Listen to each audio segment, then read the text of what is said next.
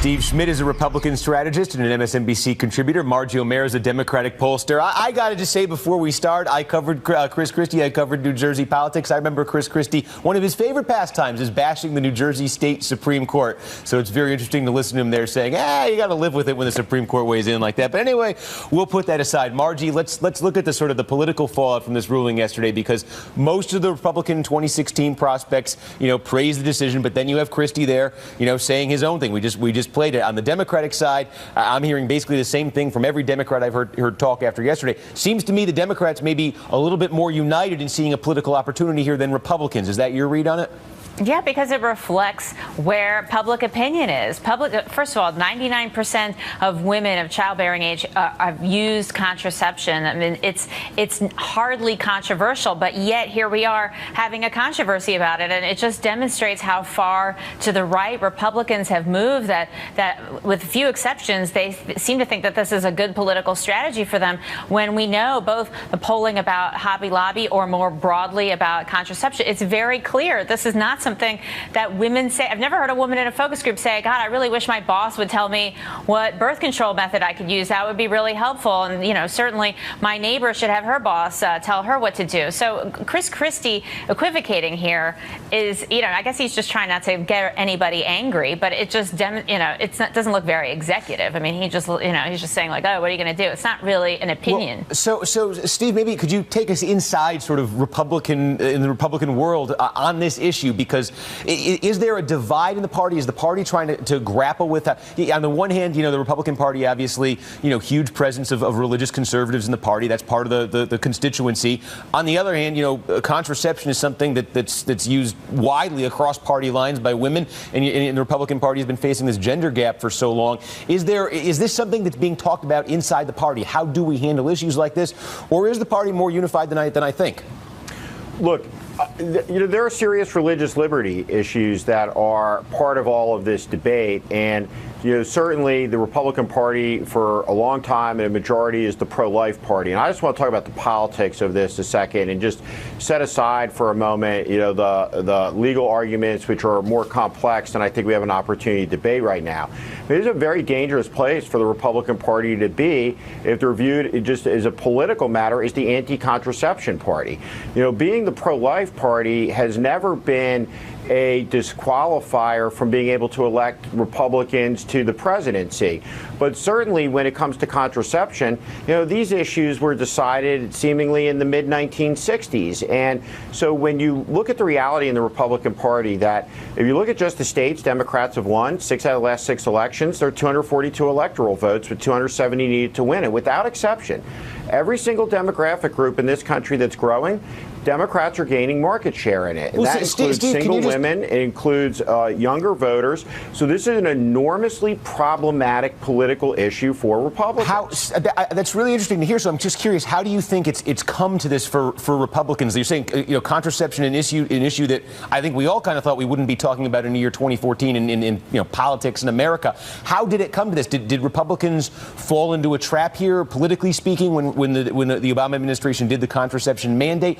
What is it in the Republican universe that's made this a problem for the party in 2014? Look, if you go back to the debates over the 2012 election, I don't think it was particularly surprising when Rick Santorum started to talk about these issues. And look, Rick Santorum, I think, is a conviction politician. I think he deeply believes what comes out of his mouth. But, the problem wasn't that Rick Santorum was talking about this issue on the debate stage. The problem was that Mitt Romney and the other candidates didn't look at Rick Santorum and say, what are you talking about?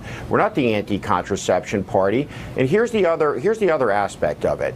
If the Republican Party is to be viewed as a limited government party, it can't simply be a limited government party when it comes to regulations on business. When it comes to the personal space and sphere, the big government wing of the party peeping through the bedroom window is very deeply offensive to a lot of Americans out there. And you look in the northeast of the country, you look in the West Coast, the Mountain West, you look at all of these places that were bedrock staples of the Republican electoral calculus, it's all fallen apart. And so there's just enormous cultural differences in the country on these issues as well. And Republicans are going to have a very, very difficult time, particularly in the context of the immigration reform collapse, And you look at some of these issues that we're just on our back foot and unable to deliver as a result the economic growth message that I think is key for Republicans to be able to deliver to win elections. Well, all right, if you wonder why some Democrats think this issue could give them a leg up, then look no further than some of the reaction on the right. Conservative blogger Eric Erickson celebrated the ruling yesterday by tweeting, quote, "My religion trumps your right to employer-subsidized, consequence-free sex." Here was Fox News personality Jesse Waters giving his analysis of why Democrats like Hillary Clinton are making such a big deal about the ruling.